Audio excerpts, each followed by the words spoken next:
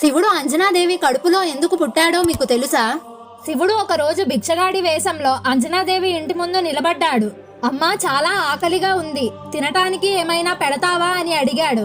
అప్పుడు అంజనాదేవి శివుడి పూజలో నిమగ్నంగా ఉన్నప్పటికీ అతిథి దేవోభవ అని భావించి లోపలికి రండి అని ఆహ్వానించింది.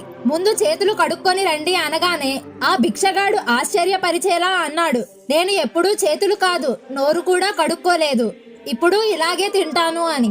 అంతటితో ఆ భిక్షగాడు ఆగలేదు. శివుడికి ఏర్పాటు చేసిన సింహాసనం మీద కూర్చొని ఇక్కడే భోజనం పెట్టు అని గర్వంగా అన్నాడు. అది చూసిన అంజనాదేవికి కోపం వచ్చినా అతిథిని గౌరవిస్తూ భోజనం వడ్డించింది. కానీ ఆ భిక్షగాడు భోజనం తింటూ నోటి నుండి అన్నం కింద పడేస్తూ ఉప్పు లేదు, కారం లేదు, నీకు వంట రాదు అని అవమానించాడు. ఇంకా శివుడికి పెట్టిన నైవేద్యం కూడా తినేశాడు.